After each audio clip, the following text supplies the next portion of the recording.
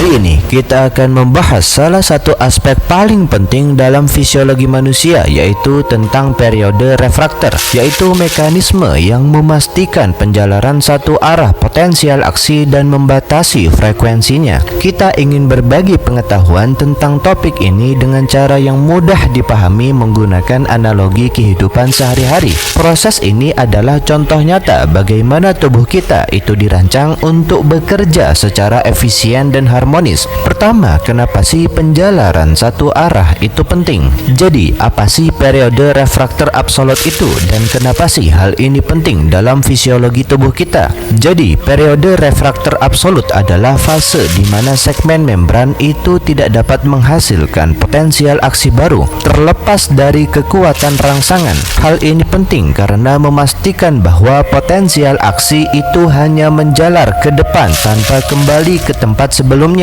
Kemudian, kenapa sih analogi lampu lalu lintas itu digunakan untuk memahami penjalaran satu arah? Karena lampu lalu lintas yang hanya membolehkan kendaraan melaju-maju itu mirip dengan cara periode refraktor absolut untuk memastikan bahwa informasi dikirim dari titik awal ke tujuan akhir tanpa gangguan. Lalu, apa sih yang terjadi jika potensial aksi itu bisa menjalar ke belakang? Jika potensial aksi itu bisa menjalar ke belakang, maka sinyal akan saling bertabrakan dan menyebabkan kekacauan dalam komunikasi saraf.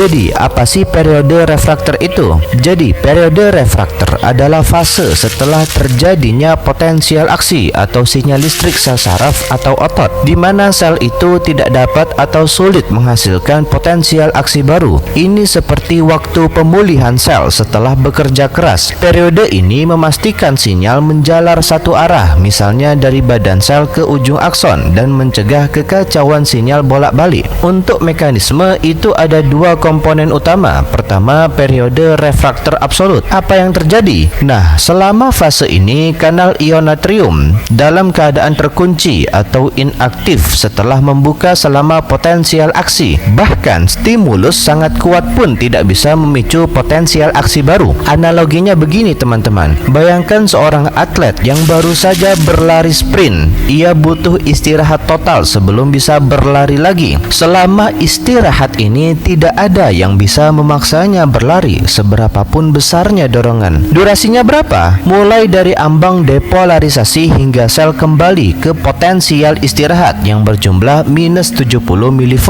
Kedua, periode refraktor relatif. Nah, apa yang terjadi? Setelah fase absolut, beberapa kanal natrium itu mulai pulih, tetapi kanal kaliumnya itu masih terbuka yang menyebabkan hyperpolarisasi membran lebih negatif dari biasanya, sehingga stimulus lebih kuat dari biasanya diperlukan untuk memicu potensial aksi. Analoginya begini, atlet tadi mulai pulih tetapi masih lelah. Ia bisa berlari lagi tetapi hanya jika didorong lebih keras dari biasanya. Durasinya berapa? Hingga kanal kaliumnya menutup sepenuhnya dan potensial membran stabil di minus 70 mV. Jadi bayangkan sebuah lampu lalu lintas yang hanya membolehkan kendaraan melaju-maju, tidak mundur atau berbalik arah. Nah, dalam tubuh kita, periode refraktor absolut adalah seperti lampu lalu lintas ini yang memastikan bahwa potensial aksi hanya menjalar ke depan tanpa kembali ke tempat sebelumnya. Lalu, analogi lampu lalu lintasnya begini teman-teman. Untuk penjalaran satu arah yang memastikan bahwa informasi dikirim dari titik awal ke tujuan akhir tanpa gangguan. Lalu, kekacauan jika dua arah. Nah, jika potensial aksi itu bisa menjalar ke belakang, maka sinyal akan saling bertabrakan dan menyebabkan kekacauan. Kemudian, apa sih peran periode refraktor absolut? Definisinya, periode ketika segmen membran itu tidak dapat menghasilkan potensial aksi baru terlepas dari kekuatan rangsangannya. Mekanismenya, kanal natrium berpintu listrik itu berada dalam konformasi tertutup dan inaktif setelah potensial aksi, sehingga tidak dapat dibuka oleh rangsangan tambahan. Kenapa sih periode refraktor itu penting? Pertama, penjalaran satu arah. Tanpa periode refraktor, maka arus listriknya bisa mengalir ke depan dan ke belakang yang menyebabkan sinyal terpantau mantul seperti bola di lorong sempit. Ini akan mengganggu komunikasi saraf dan kontraksi otot. Analoginya begini, sistem lampu lalu lintas di jalan raya, lampu merah atau disebut sebagai periode refraktor itu mencegah mobil bergerak mundur atau berputar arah yang memastikan lalu lintas lancar. Kedua, membatasi frekuensi sinyal. Periode refraktor itu membatasi seberapa cepat potensial aksi bisa terjadi, misalnya denyut jantung maksimal kurang lebih 220 bpm. Tanpa ini, maka selnya bisa kelelahan karena terus-menerus terpicu, lalu beralih ke penyakit terkait gangguan periode refraktor. Pertama, multiple sclerosis. Mekanismenya yaitu demyelinasi atau kerusakan selubung mielin. Itu memperlambat penjalaran potensial aksi. Meskipun periode refraktor normal, maka sinyal menjadi lambat dan tidak terkoordinasi. Ada studi kasusnya. Jadi, ada seorang pasien berumur 35 tahun yang mengalami kelemahan kaki dan kesemutan. Nah, MRI itu menunjukkan lesi di saraf optik atau optik neuritis, sebuah tanda khas multiple sclerosis. Terapi kortikosteroid diberikan untuk mengurangi peradangan. Kedua, sindrom Brugada atau gangguan jantung. Mekanismenya, jadi ada mutasi genetik pada kanal natrium yang menyebabkan periode refraktor lebih singkat. Ini memicu aritmia ventricle atau denyut jantung tidak teratur karena sinyal listrik jantung tidak sinkron. Ada studi kasusnya. Jadi, ada seorang pria 28 tahun pingsan saat bermain sepak bola. Nah, EKG itu menunjukkan pola Brugada, elevasi ST di dada, sehingga implantable cardioverter defibrillator atau ICD itu dipasang untuk mencegah henti jantung. Ketiga, tetanus atau infeksi bakteri. Mekanismenya, jadi racun tetanus itu menghambat pelepasan neurotransmitter inhibitorik atau GABA yang menyebabkan kejang otot terus-menerus. Akibatnya, periode refraktor otot terganggu sehingga sinyal kontraksi tidak bisa dihentikan. Ada studi kasusnya. Jadi, ada seorang petani berumur 50 tahun dengan luka kotor di kaki mengalami kekakuan rahang atau trismus sehingga diberikan antitoksin dan antibiotik untuk menetralisir racun. Selanjutnya, ada studi kasus pertama tentang otak yang tidak bisa berhenti, yaitu ketika tidak ada rem di jalan listrik, semacam ada epilepsi vokal dan kolaps periode refraktor absolut. Jadi, di sebuah pesantren di Aceh, seorang santri bernama Fauzan dikenal hafal 30 juz Al-Quran. Dia rajin, tenang, dan menjadi panutan. Namun, sejak usia 17 tahun, ia mulai jatuh tiba-tiba saat membaca. Gurunya berkata, mungkin ada jin yang iri, sehingga keluarganya membawanya ke dukun, ke kiai, bahkan ke rumah sakit. Akan tetapi, diagnosisnya tak kunjung jelas. Nah, Fauzan itu mulai meragukan dirinya, apakah aku tidak layak menghafal atau karena tubuhku memberontak, sehingga muncul konflik baru berupa krisis makna dan kontrol diri. Seorang dokter yang sedang melakukan riset neurofisiologi di sana melihat rekaman EEG Fauzan. Ternyata ada mutasi pada gen SCN1B yang menyebabkan kanal natrium di akson hilok neuron kortikal itu tidak masuk ke fase inaktif dengan benar. Akibatnya, periode refraktor absolut memendek drastis sehingga neuron itu bisa menembak potensial aksi berulang dalam waktu sangat singkat, seperti mobil tanpa rem. Sinyal tidak lagi satu arah, mereka berputar, bertabrakan, dan menciptakan badai listrik di otak. Yang paling menyakitkan adalah Fauzan tidak kehilangan kesadaran. Ia sadar tubuhnya memberontak, tapi tidak bisa menghentikannya. Solusinya apa? Bisa dengan pemulihan yang menyatukan ilmu dan iman. Dokter tidak langsung memberi obat. Ia duduk bersama Fauzan dan berkata, kamu bukan kerasukan. Otakmu hanya kehilangan periode istirahat antara satu keputusan dan keputusan berikutnya. Dan itu bukan dosa, itu cacat mekanis seperti rem yang aus. Nah, dengan obat antikonvulsan yang memperpanjang inaktivasi kanal natrium seperti carbamazepin, serta edukasi kepada guru dan keluarga sehingga Fauzan kembali menghafal. Kali ini dengan keyakinan baru, aku tidak rusak, aku hanya butuh waktu antara satu ayat dan ayat berikutnya. Dari studi kasus tersebut, nilai tambah dan insight-nya kita semakin luas, teman-teman. Cara berpikir kita semakin kokoh bahwa gangguan neurologis itu bukan hukuman ilahi, tapi kegagalan pada rem biologis, dan itu bisa diperbaiki dengan ilmu. Lalu, keyakinan kita semakin baru bahwa Allah itu tidak menciptakan tubuh yang tidak bisa dikendalikan dikendalikan, tapi memberi kita akal untuk menemukan cara mengendalikannya. Dan keyakinan kita semakin solid bahwa ketaatan itu tidak diukur dari ketiadaan gangguan, tapi dari keteguhan melanjutkan meski ada kebocoran di sistem. Pesannya apa? Jadi setelah menonton video ini, kita tidak akan lagi melihat kejang sebagai kesurupan, tapi sebagai teriakan neuron yang kehilangan waktu istirahat. Dan mungkin kita juga akan lebih sabar pada diri kita sendiri, karena setiap kali kita merasa tidak bisa berhenti berpikir, itu bukan kegagalan spiritual, tapi panggilan untuk memberi otakmu periode refraktor, waktu hening, waktu untuk kembali seimbang. Pokoknya ini menunjukkan bahwa periode refraktor absolut adalah penjaga gerbang yang memastikan penjalaran satu arah. Nah, periode refraktor adalah penjaga gerbang sistem saraf dan otot. Ia memastikan sinyal listrik tubuh terorganisir, efisien, dan bebas dari kekacauan. Gangguan pada mekanisme ini bisa menyebabkan penyakit serius dari kelemahan otot hingga aritmia jantung. Analogi sederhananya seperti sistem rem dan gas pada mobil. Tanpa rem atau periode refraktor, maka mobil akan melaju tidak terkendali. Kedua, komponen-komponen periode refraktor. Jadi, apa sih perbedaan antara periode refraktor absolut dan periode refraktor relatif? Jadi, periode refraktor absolut adalah fase di mana segmen membran sepenuhnya tidak dapat menghasilkan potensial aksi baru. Sedangkan periode refraktor relatif adalah fase di mana potensial aksi baru hanya mungkin terjadi jika rangsangan jauh lebih kuat dari biasanya. Kemudian, kenapa sih periode refraktor itu disebut pengatur aliran dalam komunikasi saraf? Karena periode refraktor itu memastikan stabilitas dan efisiensi komunikasi saraf dengan mencegah tumpang tindih potensial aksi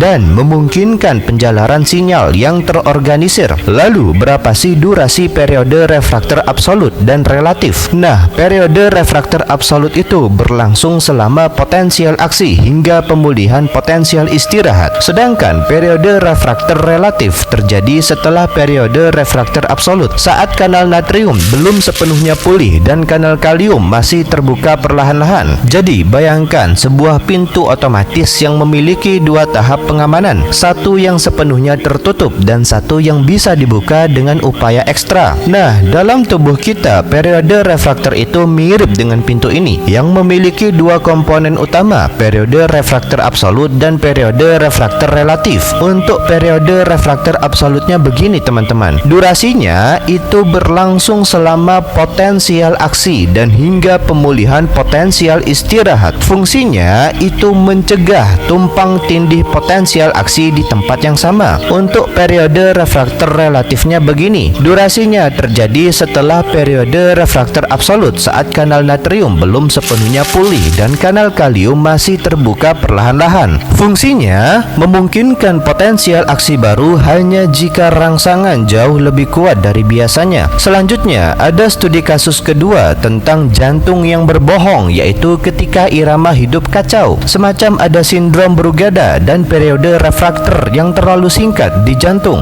Jadi, di lapangan sepak bola kampung, ada seseorang bernama Arif, pemain muda berusia 24 tahun. Tiba-tiba roboh saat mencetak gol. Dia pingsan, napasnya berhenti, dan tim medis berhasil meresusitasi. Tapi EKG itu menunjukkan pola aneh, elevasi ST di V1 sampai V3, sehingga dokter mendiagnosis sindrom Brugada. Keluarganya shock, dia sehat, tidak ada riwayat jantung, sehingga muncullah konflik baru berupa ancaman tidak terlihat. Dokter itu menelusuri genetika keluarga Arif. Ternyata ada mutasi pada SCN5A yang menyebabkan kanal natrium di miokardium pulih terlalu cepat setelah potensial aksi. Akibatnya, periode refraktor absolut jantung memendek yang memungkinkan sinyal listrik baru muncul sebelum jantung selesai berkontraksi. Ini menciptakan re-entry circuit, sinyal berputar tidak terkendali, memicu fibrilasi ventricle. Nah, jantung Arif itu bukan lemah, ia terlalu cepat siap bekerja lagi. Dia terlalu cepat siap bekerja lagi tanpa memberi waktu pada dirinya sendiri untuk pulih. Solusinya apa? Bisa dengan mengatur ulang ritme hidup. Arif itu dipasang ICD, implantable cardioverter defibrillator, alat yang bertindak sebagai rem eksternal saat irama kacau. Tapi yang lebih penting, dia belajar hidup dengan ritme yang disengaja.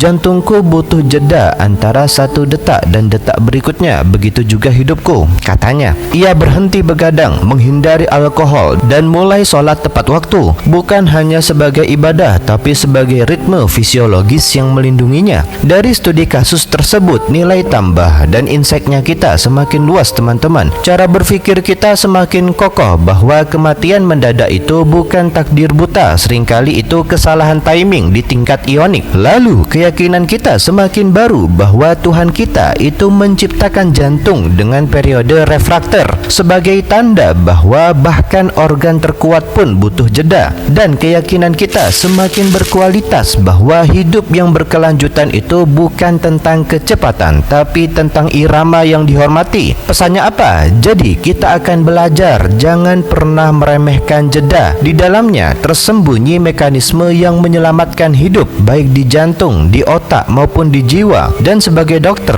tugas utama kita bukan hanya menyelamatkan nyawa, tapi mengajarkan pasien bagaimana menghargai waktu istirahat antara satu detak dan detak berikutnya. Selanjutnya, ada studi kasus ketiga tentang tubuh yang terkunci, yaitu ketika tidak ada waktu untuk santai. Semacam ada tetanus dan hilangnya inhibisi pada periode refraktor otot. Jadi, ada seorang petani di Nusa Tenggara Timur bernama Pak Made terluka oleh paku karat saat memperbaiki pagar. Luka kecil, tapi seminggu kemudian rahangnya mengeras. Dia tidak bisa membuka mulut. Lalu punggungnya melengkung, otot-ototnya menegang seperti batu. Nah, di rumah sakit dokter berkata, ini tetanus, racunnya menghancurkan rem alami tubuh sehingga terbit masalah baru berupa perang tanpa penghentian. Dokter menjelaskan ada racun tetanus plasmin yang menghambat pelepasan glisin dan GABA, neurotransmitter inhibitori di sumsum tulang belakang. Akibatnya, neuron motorik itu terus-menerus menembak potensial aksi tanpa periode refraktor fungsional karena tidak ada sinyal berhenti.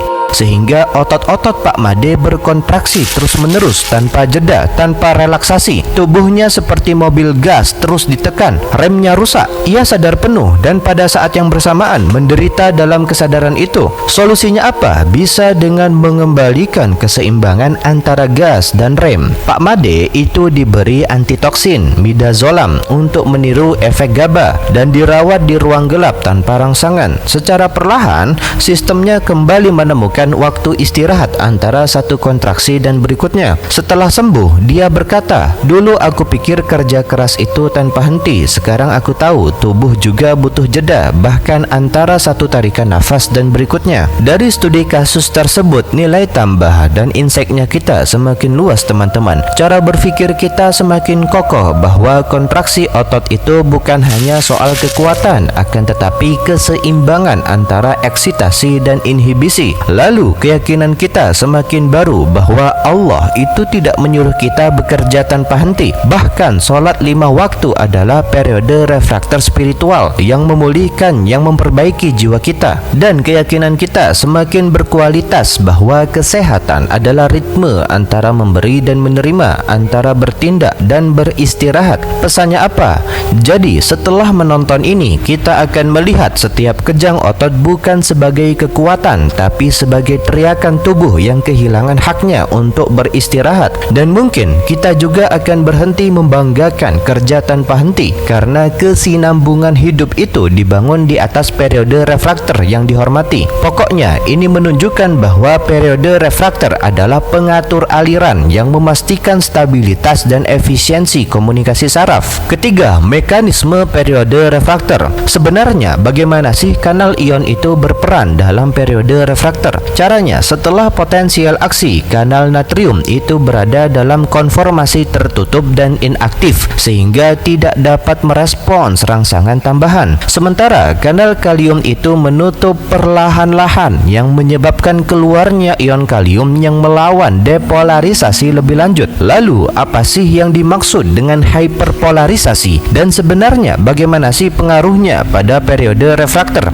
Hyperpolarisasi adalah kondisi singkat di mana potensial membran menjadi lebih negatif daripada nilai istirahat, sehingga dibutuhkan rangsangan lebih kuat untuk mencapai ambang batas. Ini memberikan perlindungan tambahan terhadap aktivitas berlebihan neuron. Kemudian, kenapa sih periode refraktor itu disebut mekanisme perlindungan bagi neuron? Karena periode refraktor itu mencegah kelelahan neuron dengan membatasi seberapa sering potensial aksi dapat dihasilkan. Jadi, bayangkan sebuah mesin yang butuh waktu untuk mendinginkan setelah bekerja keras sebelum dapat digunakan kembali. Nah, dalam tubuh kita, periode refraktor itu mirip dengan proses pendinginan ini yang memastikan sistem tidak kelebihan beban. Untuk perubahan status kanal ionnya begini teman-teman. Untuk kanal natriumnya, setelah potensial aksi, maka kanal natrium itu berada dalam konformasi tertutup dan inaktif, sehingga tidak dapat merespons rangsangan tambahan. Lalu untuk kanal kaliumnya, kanal kalium itu menutup perlahan-lahan yang menyebabkan keluarnya ion kalium yang melawan depolarisasi lebih lanjut. Lalu untuk efek hyperpolarisasinya begini teman-teman. Jadi ada hyperpolarisasi singkat yang menyebabkan potensial membran menjadi lebih negatif daripada nilai istirahat, sehingga dibutuhkan rangsangan lebih kuat untuk mencapai ambang batas. Selanjutnya ada studi kasus keempat tentang neuron yang kelelahan, yaitu ketika terlalu banyak permintaan, tidak ada waktu pulih. Semacam ada neuropati diabetik kronis dan perpanjangan patologis periode refraktor. Jadi ada Bu Siti berumur 58 tahun yang mengeluh kesemutan di kaki sejak 10 tahun lalu. Ia sudah ke banyak dokter, obat diberikan tapi responnya lambat.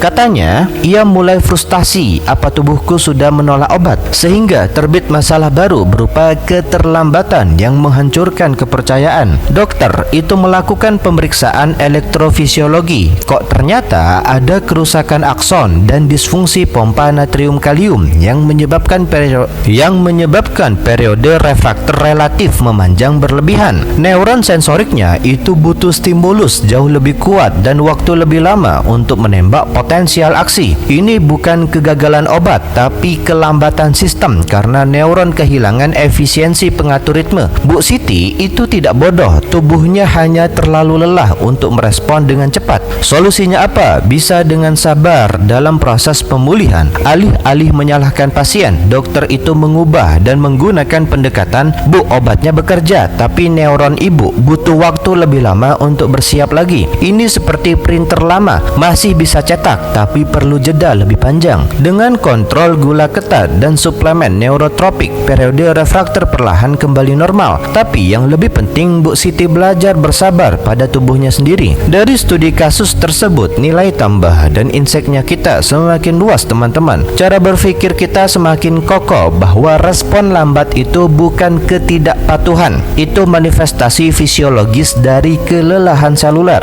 Lalu keyakinan kita semakin baru bahwa Allah itu tidak menuntut kecepatan tapi konsistensi, dan konsistensi butuh jeda yang dihormati. Dan keyakinan kita semakin berkualitas bahwa kesembuhan itu bukan lomba sprint tapi maraton dengan periode refraktor yang bijak. Pesannya apa? Jadi kita akan berhenti berkata kenapa lambat sembuh dan mulai bertanya apa yang membuat periode refraktor pasien ini terganggu. Dan dalam hidup kita sendiri kita akan belajar jangan memaksakan diri terus-menerus bertindak, karena di balik setiap keputusan bijak ada periode refraktor yang dihormati. Pokoknya ini menunjukkan bahwa periode refraktor adalah mekanisme perlindungan yang mencegah kelelahan neuron. Keempat, batasan frekuensi potensial aksi. Sebenarnya bagaimana sih periode refraktor itu membatasi frekuensi potensial aksi? Caranya, periode refraktor absolut itu menentukan interval minimum antara dua potensial aksi sehingga membatasi frekuensi maksimum. Misalnya, jika periode refraktor absolut itu berlangsung 1 milidetik,